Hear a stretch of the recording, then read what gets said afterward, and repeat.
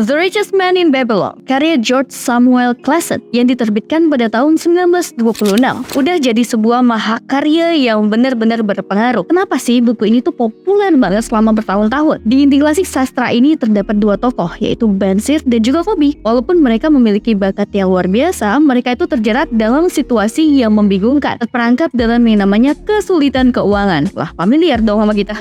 Jadi sahabat masa kecil mereka yaitu Arkad itu tuh benar-benar kontras dengan nasib mereka berdua. Jadi dia itu nggak hanya kaya, tapi juga dihormati sebagian besar orang terkaya di Babilonia, sebuah kota yang terkenal dengan kemakmurannya. Aspek menarik dari kekayaan Arkad ini adalah bahwa itu bukan hasil dari keberuntungan semata. Jadi ini tuh berakar pada satu rahasia yang dijaganya dengan baik, yaitu konsep membayar diri sendiri terlebih dahulu. Aturan emas pertama yang diajarkan oleh Arkad adalah praktik menyisihkan setidaknya 1/10 dari penghasilan seseorang untuk membangun kekayaan pribadi. Hikmah yang terkandung dalam aturan ini sama relevannya hari ini. Seberapa sering kita mendengar orang yang mengeluhkan keadaan keuangan mereka, mengatakan, aduh, mau ngapain aja nih yang aku lakukan, ya tetap aja ujung-ujungnya aku gak punya apa-apa juga, apalagi di akhir bulan. Faktanya banyak dari kita itu kejebak dalam perangkap yang namanya memprioritaskan pengeluaran yang gak perlu daripada menyimpan dan juga berinvestasi. Nasihat si Arkad ini udah jelas banget ya. Jadi waktu kamu menerima penghasilan kamu, sisihkan 10% sebelum kamu memikirkan membayar sewa, tagihan listrik, atau langganan Netflix kamu. Jadi dengan memulai menyimpan sejak dini dan juga secara konsisten menyisihkan sebagian dari penghasilan kamu gak hanya menjamin masa depan kamu, tapi juga memanfaatkan kekuatan bunga majemuk. Jadi seiring waktu, tabungan kamu tumbuh dan juga uang kamu mulai bekerja untuk kamu.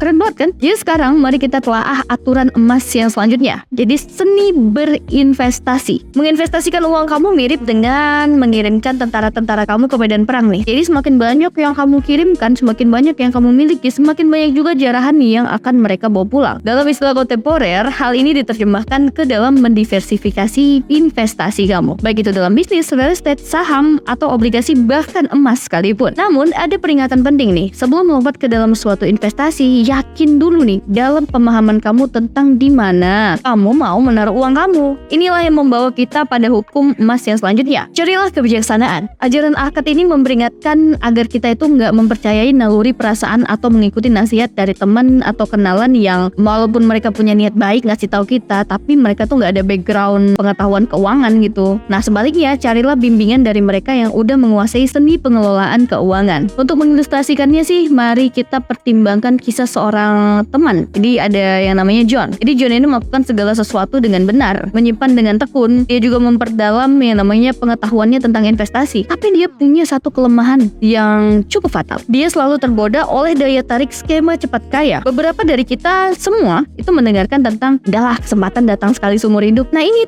tuh perangkap yang banyak orang jatuh ke dalamnya. Percaya bahwa kekayaan instan ada di tikungan berikutnya. John dalam upayanya untuk mengembalikan kerugiannya beralih ke perjudian. Nah ini parah ya guys ya. Itu adalah langkah yang beresiko dan juga mahal untuk dia. Jadi dia tuh belajar dua pelajaran berharga. Apapun yang terjadi di Vegas, stay in Vegas. Dan gak ada pintasan menuju kekayaan. The Richest Man in Babylon itu menawarkan kebijaksanaan finansial abadi, menekankan pentingnya mengambil resiko dan juga diperhitungkan, menetapkan tujuan keuangan yang jelas dan juga mempraktikkan kemurahan hati. Kisah si Arkad itu mengajarkan bahwa kekayaan dikumpulkan bukan dengan menimbun uang, tapi dengan investasi dan juga bijaksana. Buku ini juga menunjukkan bahwa kesuksesan finansial yang sebenarnya mencakup memberikan dampak positif pada orang lain. Dengan menerapkan pelajaran-pelajaran ini, individu bisa merencanakan dan juga bisa mencapai keamanan finansial, akumulasi kekayaan, dan juga kehidupan yang lebih memuaskan. Mengingat pelajaran kuno ini sebagai mercusuar kebijaksanaan finansial.